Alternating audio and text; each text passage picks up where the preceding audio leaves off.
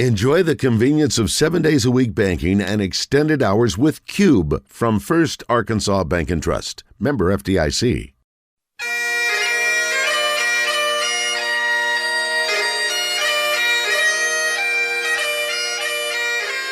It's time for From the Short Grass with Trey Schaap, a golf podcast for those who love golf, struggle with golf, and just like to enjoy the outdoors and fellowship with friends, all while chasing a ball around trying to put it in a 4 1/4 inch diameter hole. From the Short Grass is brought to you by Blackman Auctions.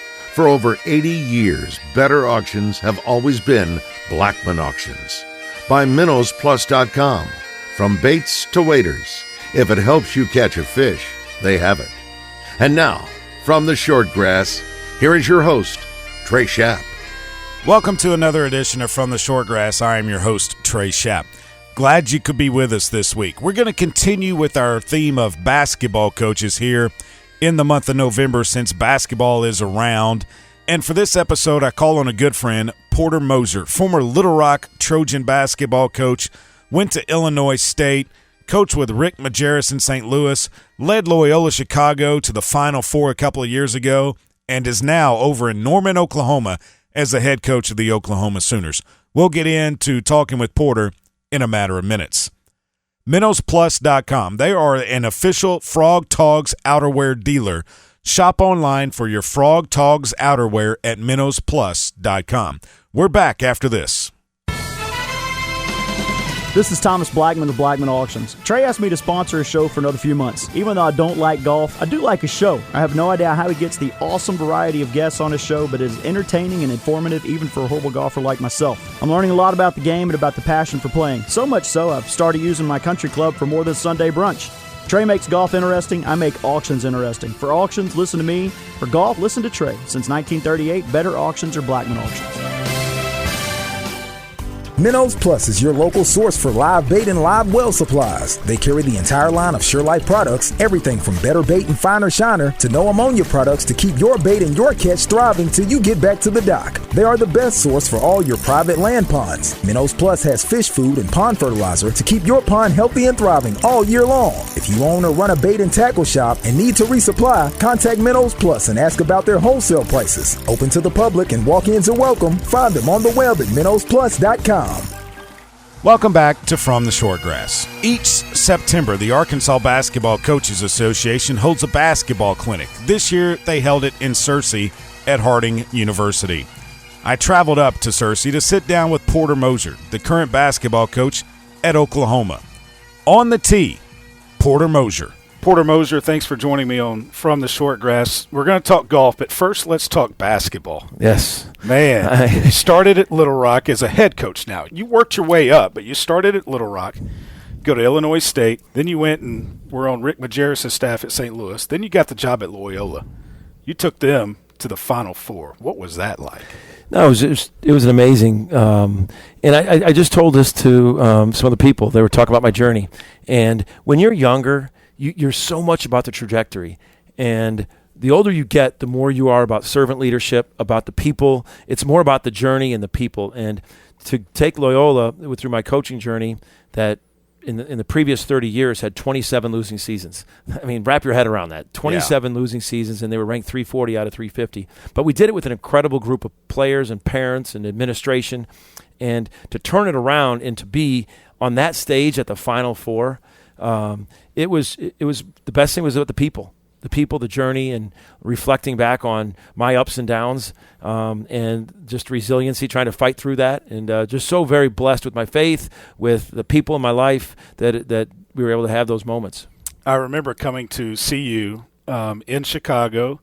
You showed me the trophy and everything there in your office. You had mentioned that during that run, there were some jobs coming open, but you told your agent, I'm not going to talk to anybody until we're done playing basketball. And you might not have gotten some jobs because of that. But now, here you are. You're the head coach at the University of Oklahoma. Funny how things work out. No, Trey, that's exactly right. And that just goes to show you it was about the journey. If I was about the trajectory, I would have been sitting there so focused during that run about my next move. Mm-hmm. But I wasn't going to talk to anybody. And then, ironically, when it was over, after the Final Four, a lot of the jobs were filled. And there was a couple of jobs that opened, but I was just – then I wanted to do it again. I started to be obsessed with, like, I just didn't want to be a guy that went there, won, and then moved on. And I wanted to I didn't want to run from happiness. I was happy. And I made that mistake once. I was really happy at Little Rock. So going to, to do it again, same thing happened this year. We're in the NCAA bubble, and there was like just a massive amount of jobs that opened up. And I wouldn't talk to anybody, and then we beat Illinois. Everyone thought we were going to lose. Right. And then now we're going to the Sweet 16, so we had another week off. And in that week, I wouldn't talk to anybody.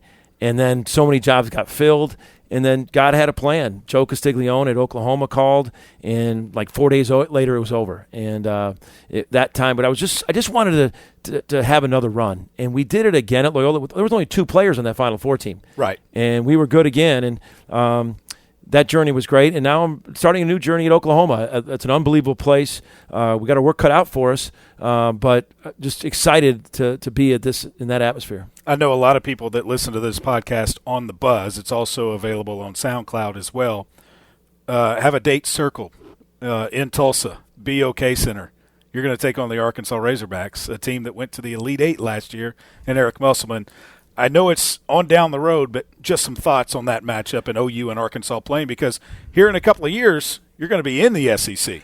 No doubt. So he's a couple years into his tenure, and he's done such a good job with the energy, with the recruiting, and getting the talent base back up to what the Razorbacks expect it to be. And he's done a great job with that. And this is my first year. You got to do the same thing. You got to create that culture, create that energy, and continue to improve your talent base. But I know how passionate the Razorback fan base is, and I think it's going to be a great deal there in Tulsa. And then we don't know the date is, but we are going to be in the same league. And I think it's going to be the best league in the country, and football and basketball. And it's an exciting time, and I'm looking forward to building it our way. We got to do it and continue to upgrade the talent and continue to establish our culture. Give me a little insight into your team. I know when you got there, you had about 3 players. You had to really go out and hit the transfer portal hard. Give me an outlook of how your team shakes up. Well, it's like there's a handful of things that happened all at once that has changed the dynamic of college coaching, especially at this level. You got the transfer portal, which for those that understand, you can transfer and don't have to sit out. So the transfers went from like 800 to 1,900 in 1 year. Then the NLI, name, image, and likeness. Yep. And then the overtime, the G Leagues. You're recruiting against them now. And then now we're going to the SEC. It's like all this converged at once. So when Lon Kruger retired, there was about a 3-week gap between I was named head coach, and pretty much the whole team went in the transfer portal.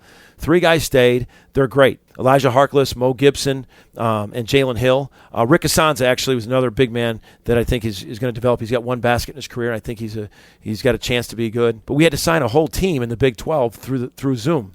The NCAA still hadn't let us go out and recruit at that point. So we had to, and at Loyola, I just wasn't recruiting. At the end of the day, if I was recruiting a player against Oklahoma, those kids, I'd pretty much lose all the time. Right. No matter what success we had, kids want to play in the top 5 conferences. It was one of the reasons why I took this job. So we had to put together a team through the transfer portal without being able to sit in their living rooms, without being able to watch them with your own eyes. And I thought we did the best we could.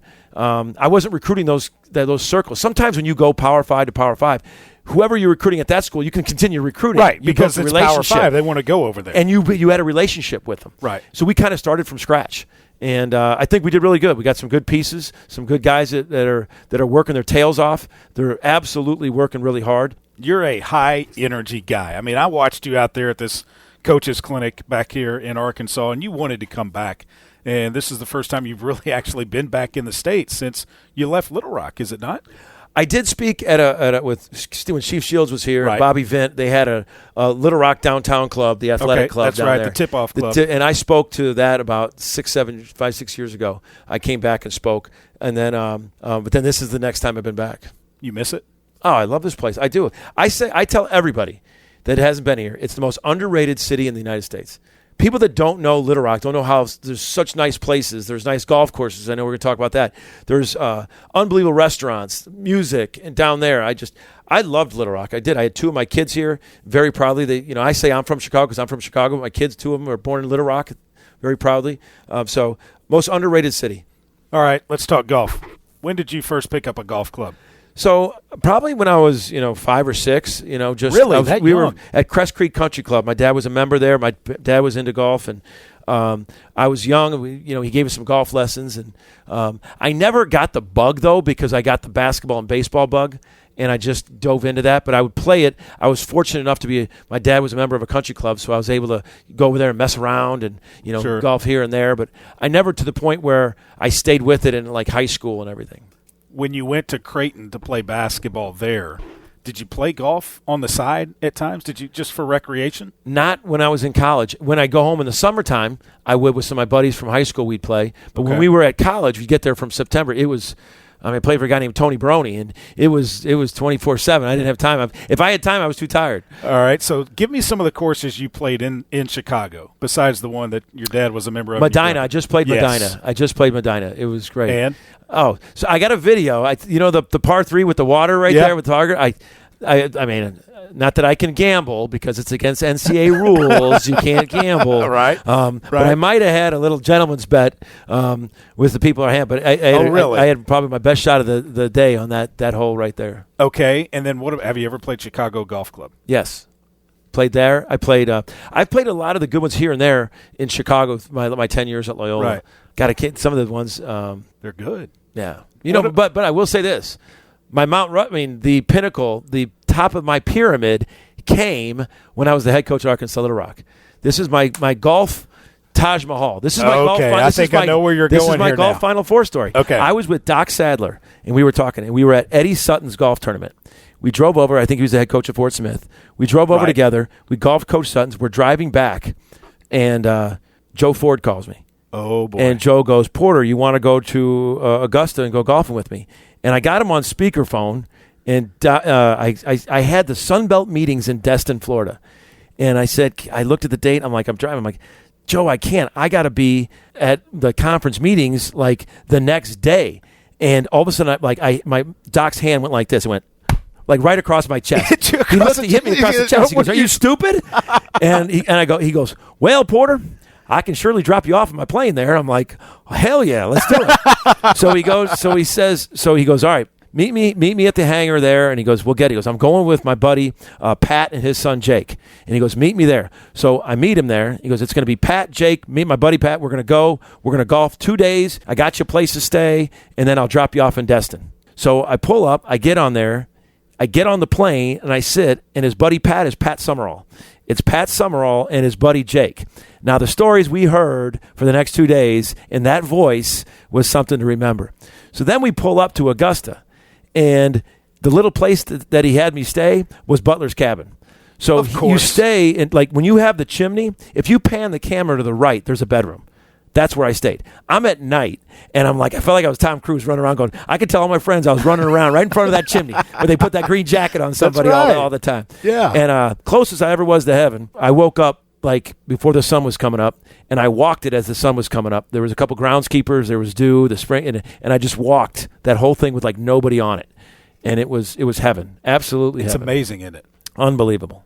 What did you shoot? Or does that even matter? Well, it doesn't matter, but I will tell you this about that course, and a lot of people who have golfed it said the same thing. It wasn't as much tee box to green that was very difficult. One, the caddies. Like, I'd hit it, and like normally I'd be counting a stroke for a penalty, and those guys would be like radars. Right there, there's a ball. I'm like, God dang, how'd you know? And so it wasn't as much tee box to green. Yeah. It was the greens. It was like putting on ice. And I mean, there were so many curves. Undulations, Oh my God! She used the golf term, undulations. There you go. I'm a basketball dude. I'm like, there's so many humps. But I will. And the caddy had to mess with me one time. I probably had like a 40-foot putt one time, and he goes, "Give me your read." So I went down. I'm looking at it. I go, well, I think this thing. Look at this break. I mean, it's going to go about. I got to start about 8 or 9 feet there to the left. And he's like, actually, you start about 8 or 8 feet to the right. I'm like, no way. There's no way I do that. And all of a sudden, there's stuff. It's going back and forth, because where I was. Yeah. Just an incredible rounds. That is an awesome story, because you didn't realize that you thought you were going to have to provide your own way down there and everything. And Mr. Ford's like, I'll drop you off at the meetings. Yes, absolutely. That's the way to go. Oh, it was. When you were the coach at Little Rock, you had a membership at Chenal. I did. What'd you think about that? So Ray Tucker just texted me. Yeah. Little Ray Tucker. Tuck. He's up there, and Tuck was texting me. And He's working out there now. That's what he just told me. So he asked me because he heard I was in town with the coaches clinic. He goes, I'm a starter out at Chenal. And I said, funny that. My wife, our first child, was due, and she was like 8 or 9 days overdue. And I'm like, you know how your first child. It was like 8 or 9 days before the due date, and we're just sitting around staring at each other. All right, ready? Just for like 8 or 9 days. And then the due date came, and it wasn't. And the first time I pretty much left her side, I went golfing at Chenal. I'm like, I'm going to go to quick 9 holes. I'm on like hole number 4, and I get the call my wife went into labor. Oh, no. So I was on Chenal golf course when my first daughter went into labor. Wow. And now you're at Oklahoma, and, man, talk about a golf program over there. And courses. National runner-up last year, lost to Pepperdine in the match play. Ryan Heibel is one of the best guys and coaches, and I got to know him. He lost by 1 stroke for the national championship, but that facility there on campus, their program, Abraham Answer, just met him this weekend at the football game. Just great guy, but, yeah, they absolutely got it going because he's an unbelievable coach. Where do you get to play over there? Here's my extent of playing there. So I played at the OU course, Jimmy Austin. Yeah. That's where I've played the most. But Toby Keith, he's a huge OU fan, and I've been texting him. I haven't been over there yet, but where I've golfed, I've golfed there, and I've golfed. Lon Kruger has his Coaches versus Cancer, and I went out to Vegas and did Shadow Creek and Southern Highlands. I believe so. Yeah, I think you're right. Yeah, those are good ones. Oh man. So. Now that basketball season's here upon you, obviously you can't play now. So when does Porter get to play golf? I will say this. I love it. I had 4 kids at one point that were within 5.5 years from each other. And someone goes, you play golf? I go, I did before my kids, and I'm going to do it after. But, like, for me, think about this. On a Saturday, with the job I do, like, they all 4 were in travel basketball. My daughter was in volleyball. And you know how you could have one son that has 3 games on a Saturday. Sure. So you times that by 3. Then my daughter, that's 12. Yeah. And, like, plus I got to recruit. Plus I got at my Loyola games. How did you do it? I have a great wife. But I should have said this. I had it on my notes. I should have said this to coaches because I say this to leadership groups. I say this to coaches.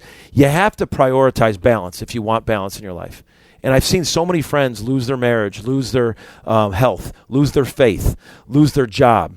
So many things because they don't, some might lose it. They don't balance their social life or different things. They lose their faith. They lose their relationship with their kids, relationship with their wife. I've been intentional about prioritizing balance. And I think that's whether it's my faith, whether it's my health, working out. I obsessed with. I have to carve out time to exercise. I have to, with my kids, I would rotate. I'm like, I'm trying to get as much as I could to each of their games. Right. And golf took a hit on that.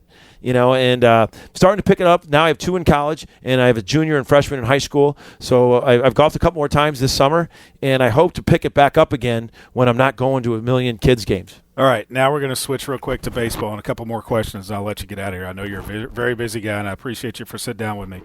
Chicago Cubs, what are they doing right now?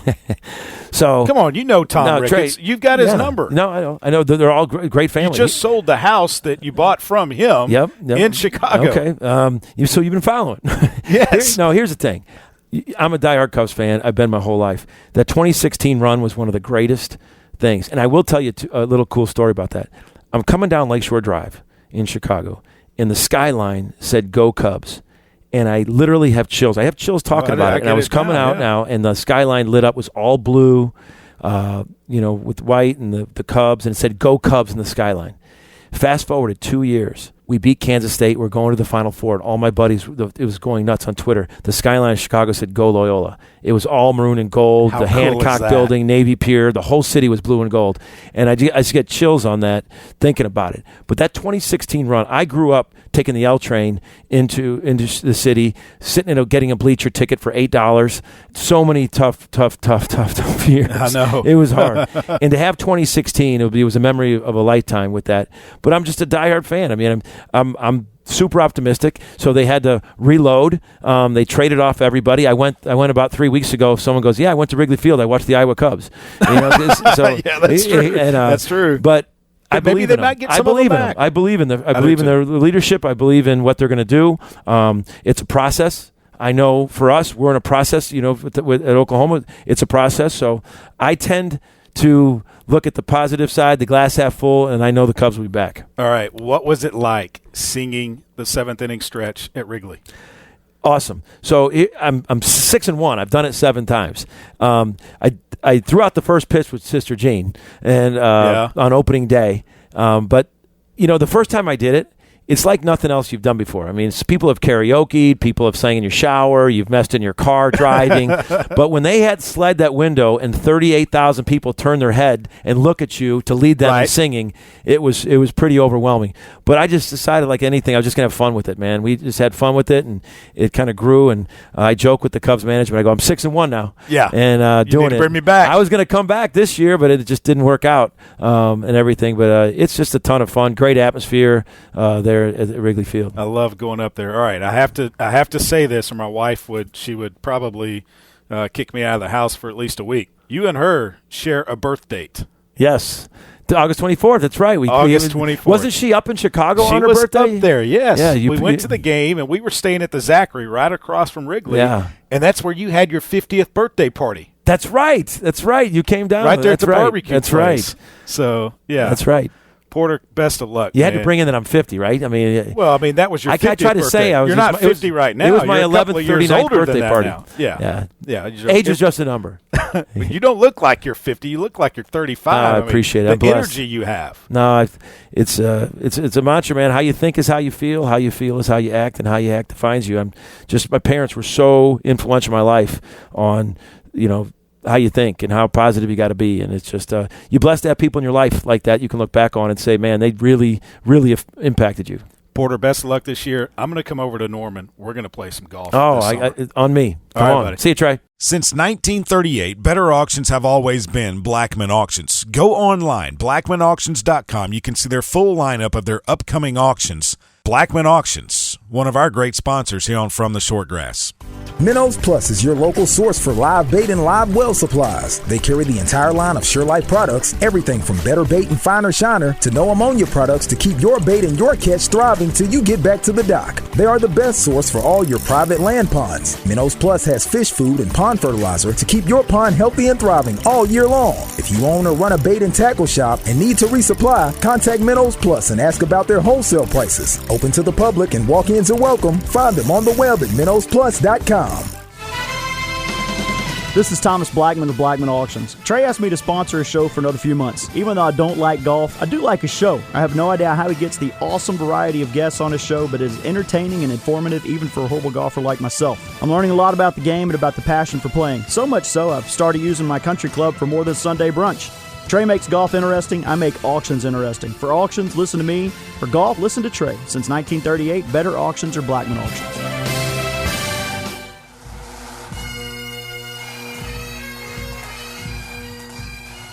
Welcome back to From the Shortgrass. On the tee with our weekly rules segment, it's PGA Master Professional Adam Carney. Adam, this question comes in from Nathan in Little Rock to fromtheshortgrass@gmail.com. Nathan says, I was playing in my club championship, shot a 76, but the score they posted was a 77. I didn't realize it until I showed up the next day. What should I have done? That one's pretty simple. You go to the committee and say, hey, pretty sure I shot a 76. Yeah. So there's a question of did he add incorrectly? Did the committee add incorrectly? Did he actually add the scorecard, or was he adding up what he wrote down? Did he check his scores, his 18 hole-by-hole scores? In other words, did somebody write him down for a 5 on the 17th hole instead of a 4, and he signed for it, and at which point you're going to take it? So, I mean, the first thing to do is go to the committee and say, hey, I had myself for 76 yesterday. The committee's got the scorecards. They can go back. They can re-add and say, oh, you're right. You did have 76, and at that point they'd make a change. And, or it's going to be, hey, I had 76 yesterday. Let's pull up the card, and it adds to 77. Right. And I say, well, hey, I had a 4 on 17. There's a 5 in there. Well, we get back to player responsibility again. You're responsible for the hole by hole of your score. Correct. I mean, on some level, in football, the referee is not responsible for calling the plays. Good point. And so as much as we want to heap all this responsibility on a committee to say, hey, you need to fix this because this is an injustice, the committee can't always do that because there has to be some level of responsibility for the players to make sure that what they're giving the committee is the correct information to score the tournament. But there are full proofs put into scoring, let's say. There's a defined scoring area, or there should be. So until you leave that area, you can still make adjustments to the scorecard, whatever. Even if you have signed it, you can still make adjustments to that scorecard. So if you see that, okay, the committee adds it up and they say, I've got you with a 77, is that correct? You say, no, I shot 76. Well, then you go over it hole by hole. Yeah. And then if it's determined that, okay, yeah, I did make that on that hole, then, okay, it can be adjusted. Even if it's something that would have – they had you for a lower score than what you shot, right, and you put a lower score down for a hole. Let's say you birdied the third hole and you actually made par there. Before you leave the scoring area, you're allowed to go back and change that because the card is not deemed to be turned in at that point. Is that correct? Right. A card has been returned – is when it's been given to the committee and the players left the scoring area. And as you mentioned, a scoring area has to be defined. So what is a scoring area? I mean, on tour we see it all the time. It's usually a building, right? Step outside the building, you've left the scoring area. Oftentimes at the club level, the scoring area is the scoreboard. So at the club level events, I used to rope off an area in front of the scoreboard, really for two reasons. One, I didn't want people trudging up to me at the scoreboard and saying, hey, I want to talk about this, or I don't like the whole location on 4 or whatever. Right. And your course setup sucked. Yeah, exactly, which I was probably responsible for too. And then I would put a sign on there that said scoring area. So we would allow the players to come inside that roped area to sign. And we had a table there with chairs, and they could come in and sign their scorecard. And I would tell them, say, hey, look, do we have any matters that need to be settled before you leave the scoring area? Are you comfortable with everything? Do you want to stay here while we add these, make sure everything's correct?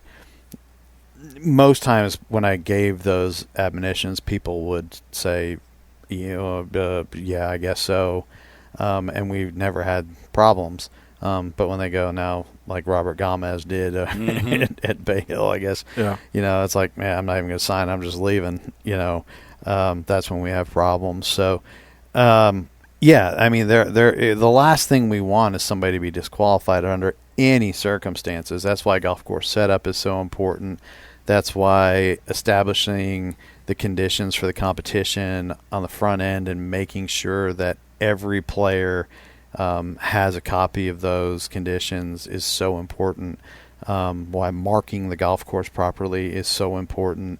And then finally establishing a scoring area where we can settle any doubtful points or give the player an opportunity to alter a scorecard if there is a doubtful point, whether it be a ruling or just a simple, scoring error by the marker, then that's what we do. So, yeah, and in this situation, it's just the question becomes who's responsible. If the committee's responsible, the error is corrected.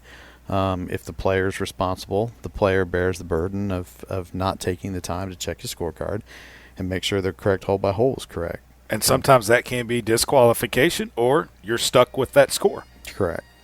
He's Adam Carney. I am Trey Schaap. If you've got a question on the rules of golf like Nathan did there, email us from theshortgrass@gmail.com and we'll get it answered. That will do it for this edition of From the Shortgrass. I'll leave you with a couple of golf quotes. From Ben Crenshaw, golf is the hardest game in the world. There is no way you can ever get it. Just when you think you do, the game jumps up and puts you in your place. And this one from legendary course architect Pete Dye. The ardent golfer would play Mount Everest if somebody put a flagstick on top. Happy Thanksgiving. I hope you enjoy your next round on the golf course, and when you find your ball mark on the green, fix it and a couple of more. and I hope to see you from the short grass. You've been listening to From the Short Grass, a weekly podcast dedicated to the game of golf. From the Short Grass is brought to you by MinnowsPlus.com and Blackman Auctions. This has been a presentation of the Buzz Radio Network.